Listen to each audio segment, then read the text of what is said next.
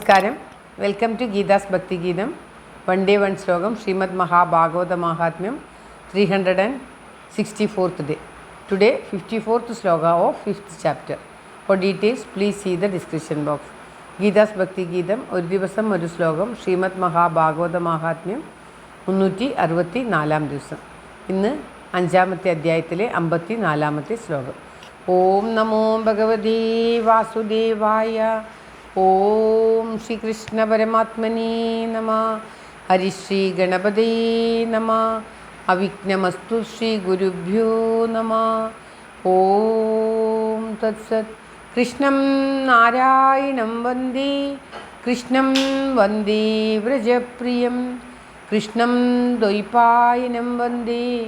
കൃഷ്ണം വന്ദേ പൃഥാസുതം. ശ്രീപരമാനന്ദനാഥനായ അദ്വൈതദീപമായി മോക്ഷേച്ചു വൃന്ദമന്ദാരമായി കാരുണ്യവാരിധിയായി വിഭൂദേശനാം നാരായണൻ മമ മന്ദത മാറ്റണം. ഓം തത്സത്. ശ്രീമദ് മഹാഭാഗവത മഹാത്മ്യം 5ാമത്തെ അധ്യായത്തിലെ 54ാമത്തെ ശ്ലോകം. ഓം ശ്രീകൃഷ്ണായ നമഃ. സപ്താഹോദിതദാധന്യ കൃഷ്ണലോകഫലപ്രദാ കമ്പന്തി സർവപാപാനി സപ്താഹശ്രവണേ സ്ഥിതേ. സപ്താഹോപി തദാധന്യ കൃഷ്ണലോകഫലപ്രദാ കമ്പന്തി സർവപാപാനി സപ്താഹശ്രവണസ്ഥിതേ. ഓം തത്സത്.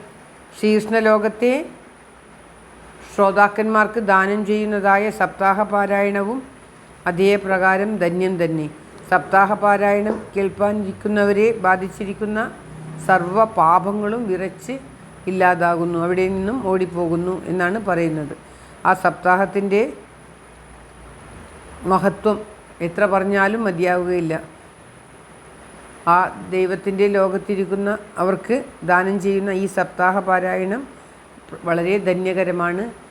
ഇപ്പോൾ ഇവിടെ ഒരു സപ്താഹം നടത്തിക്കൊണ്ടിരിക്കുമ്പോഴാണ് സപ്താഹം നടത്തി ഭക്തിജ്ഞാന വൈരാഗ്യത്തിന് മോക്ഷം നൽകി അതിനുശേഷം വീണ്ടും സപ്താഹത്തിൻ്റെ മാഹാത്മ്യം എന്നും പറഞ്ഞു തരൂ എന്ന് പറയുമ്പോഴാണ് ആ സപ്താഹ മാഹാത്മ്യം ധന്യന്മാർക്കല്ല, കൃഷ്ണലോകത്തുള്ള കൃഷ്ണഭക്തന്മാർക്ക് മാത്രമല്ല, മഹാപാപികൾക്കും പോലും അത് മോക്ഷം നൽകുന്നു.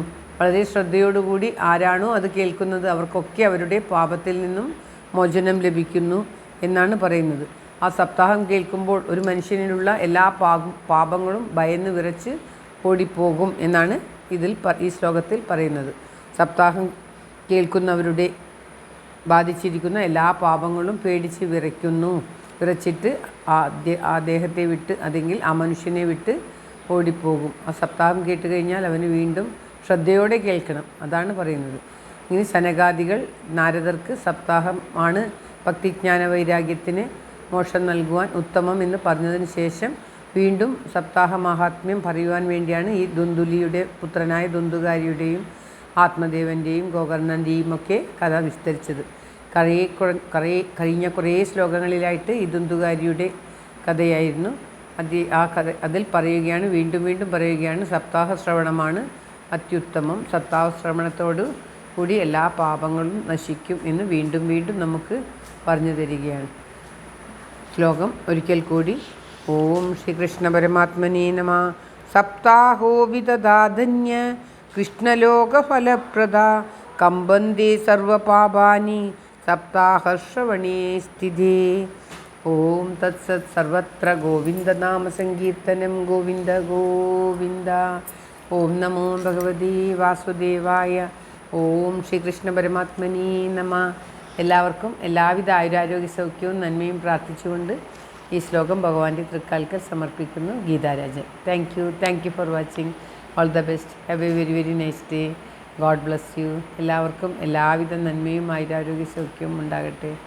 ഓം ശ്രീകൃഷ്ണായ നമഃ.